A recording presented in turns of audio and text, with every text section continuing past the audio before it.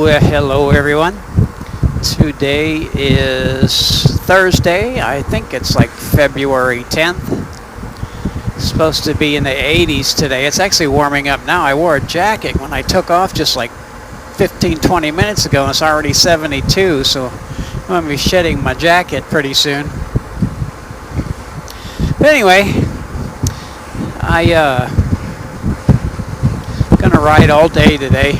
Just such a nice day. I'm just taking off and might head down to LaGrange. I got a bakery slash deli down there that I always, when I used to go to Houston or whatever, I'd always stop and get these some of these what are they called, shortbread bars. They got apricot, cherry, and they are awesome.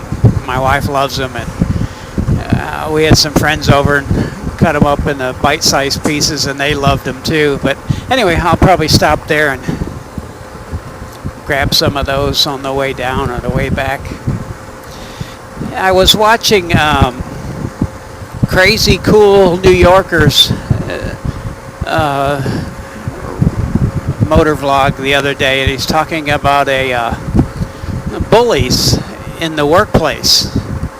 And I've never come across a bully in the workplace before. I've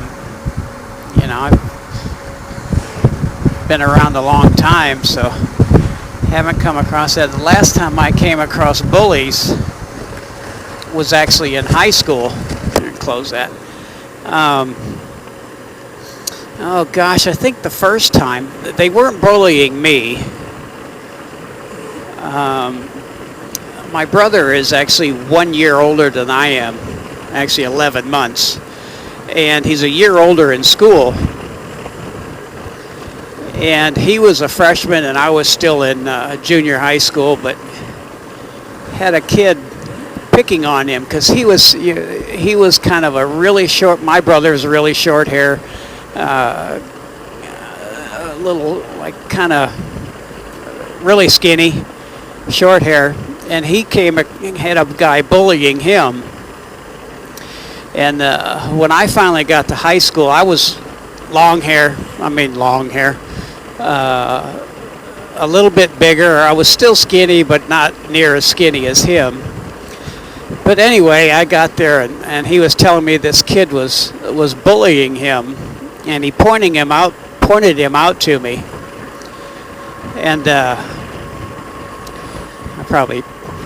I went and grabbed him and just slammed him up against the lockers and told him to quit picking on my brother, or I'd kick his rear. Anyway, that's all it took, just standing up to him.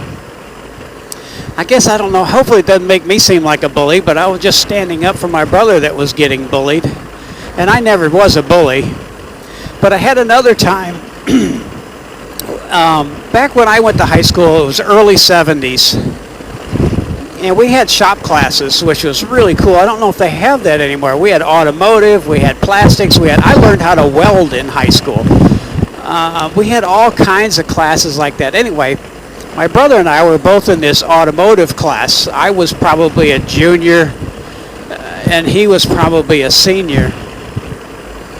And we both had the same class, but there's this big kid in there, and he kept picking on this other kid just relentlessly, and the other kid was in tears. I mean, he's crying in class, and I'm looking at the teacher, and I'm thinking, with my arms up and my hand, looking at him, I said, "Come on, do something about this." And the guy was so big, the teacher was afraid of him. So this went on again in another class, and the teacher still didn't do a darn thing. And I mean, it totally disrupted the class. It stopped everything in the class.